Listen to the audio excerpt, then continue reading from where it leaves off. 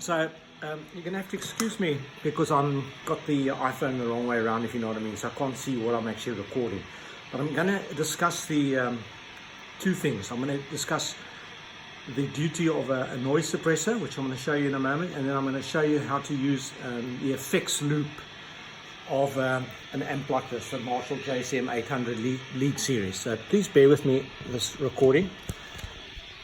Okay, so now I'm going to be showing you how to wire your from your guitar through to your effects loop at the rear of your amplifier. So firstly, from my guitar go into the guitar's tuner here. Then you've got your wire because it needs a clear signal. This is important that you go in this order. Then I'm going to this noise suppressor. Now I've got it engaged and I can turn this button up here, but it's not necessary because it's not making any difference. So when that light comes on, you know that it's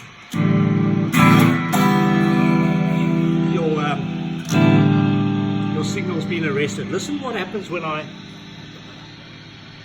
disengage the noise suppressor. You hear that extra heart. If you're using a single coil guitar, it's an invaluable piece of equipment in your arsenal.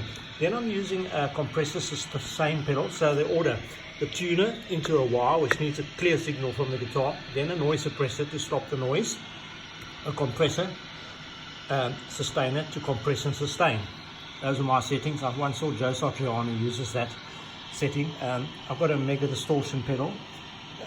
Note the order once again: noise suppressor, compressor, your heaviest of your fuzz gain distortion pedals. Then I've got a blues driver, it's a bit more mild.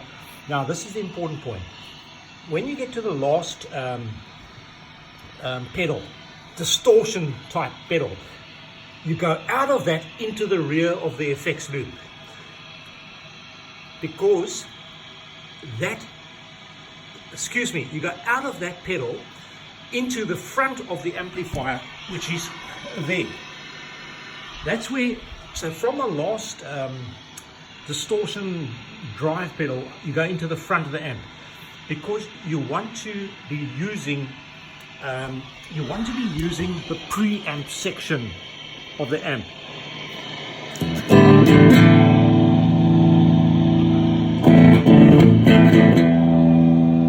only got one hand and I've got the volume very, very low, as you can see, at about 1. But this input is coming from the last distortion pedal in my chain. Then that input into my first of my modulation pedals. What I mean by modulation pedals are chorus, flange, echo, delay. I've got a digital delay there. Note the order: blues driver, super chorus, flanger, tremolo, those sorts of things. You then got digital delay, and the last one of your modulation pedals is always reverb, the last modulation pedal. That's where you get your best effect. Then I've got a Beat Buddy drum machine, which sounds something like this. I'll just watch that volume. Okay. And then just because of the wiring, I've got that last, but that's physically my actual last. That's my loop machine, which I demonstrated in yesterday's video, how to effectively use the Boss RC3 loop station. Right, so from my loop station, where I'm looping jams, it goes through the pedal board's wiring, but the output is to the rear of the amp, which I'm going to take the camera around here now to the effects loop. Send and return, send and return. So from your pedal board, you come into the return, and the send comes from the amp. Now what it's doing, it's sending a clear it's sending a clear signal, bypassing this preamp section, which distorts the guitar. You're bypassing that because your modulation pedals, echo, delay, chorus, reverb, flange, tremolo, etc., phaser, they want a clean signal. They don't want this preamp engaged, because you will hear when I play some more for you, I will turn it up and see how distorted the sound gets. You know, the sort of Angus Young sound. Now going back to the rear of the amp, I want to caution you. You see this little button here on this one here? That one there is the level button.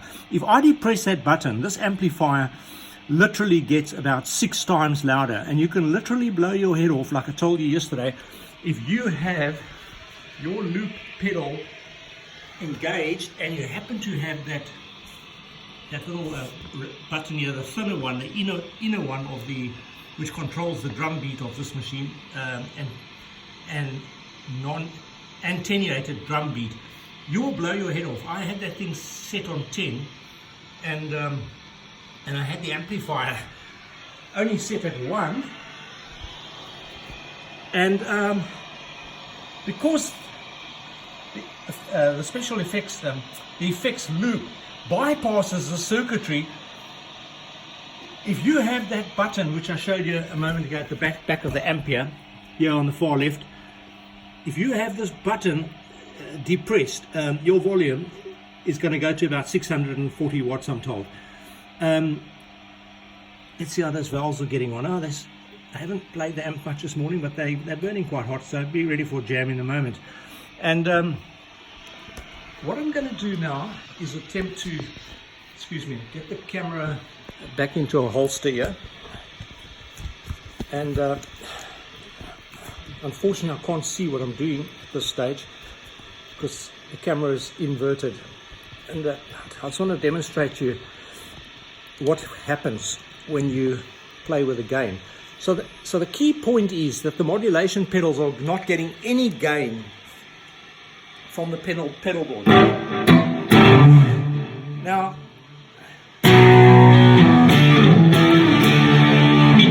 I'm going to turn up the gain now from 4 to 8.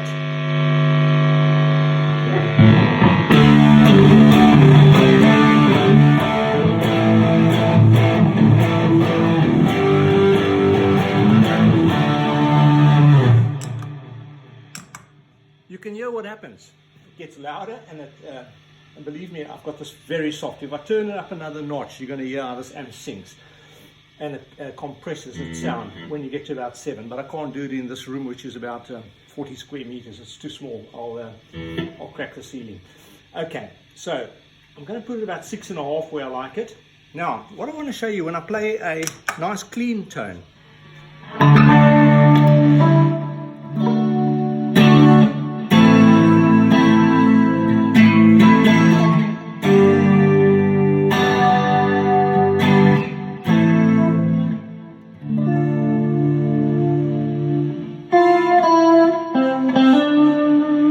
Nice and clean, because it's bypassing the circuitry of this preamp.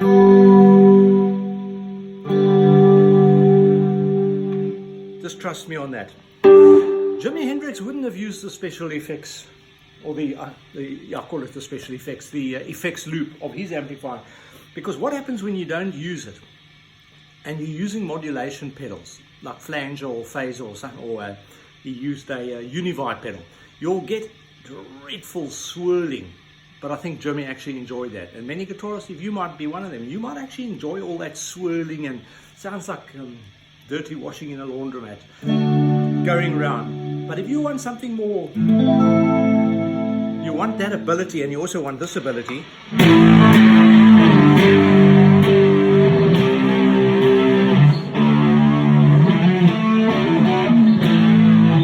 You want the ability to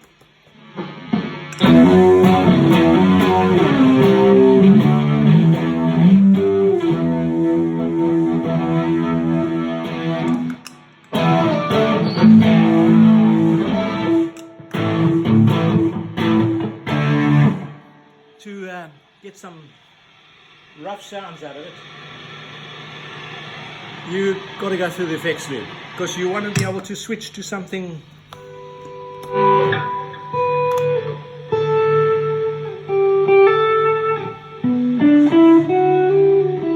Because I'm so close to the amplifier, getting a lot of hiss and hum. And that's just part of a single coil guitar, unfortunately. That's how they were designed.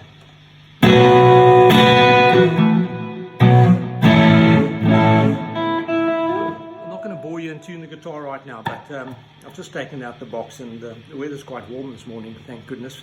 So I just need to tune up when I'm finished here. So I hope that helped you a little bit, because I've seen misinformation on YouTube several years ago by an absolute one of the world's best guitarists of all time. I was actually gobsmacked, because I didn't understand the effects loop, but I was gobsmacked that he actually told you the reverse wiring that's required to make it operate. Please heed my caution about that button at the rear. If you've got something similar to this JCM 800, it threw me 4 meters across the room when I was working on my pedal board, and I depressed the play button of my loop station. It hit me in the chest like a cannonball, I promise you. So really, the fact that I'm not deaf is amazing, because I was only 1 meter away from this. Four 12-inch 75 watts each greenback speakers in there. This thing can really sing. Just another thing, I'm going to the high gain channel here. If I put it through the more low gain channel, see how quiet it gets? I can take my volume right up to 7 and more.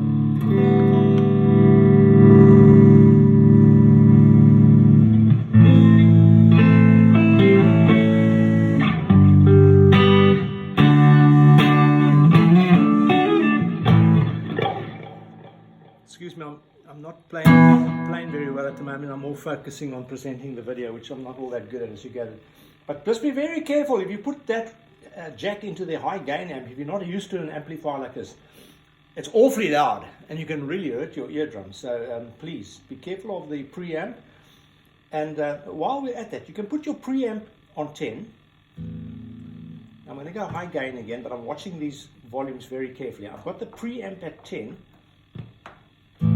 Driving the front end of the amplifier. Now you'll find I'll get more crunch out of the amplifier without engaging any distortion pedals.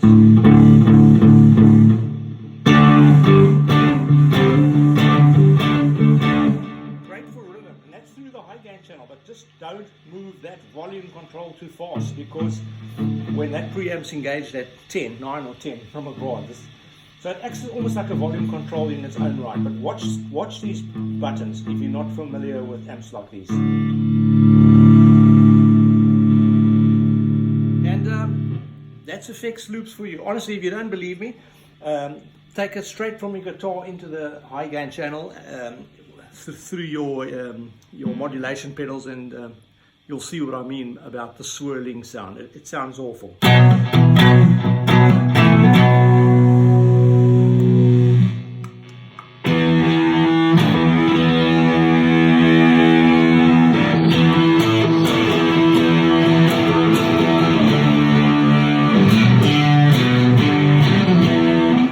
Swirling and squeaking, that's because I'm standing so close to the head of the amplifier, just given the configuration I got here. But that gives you some indication of what it'll sound like, and it'll sound awful when you amplify it louder.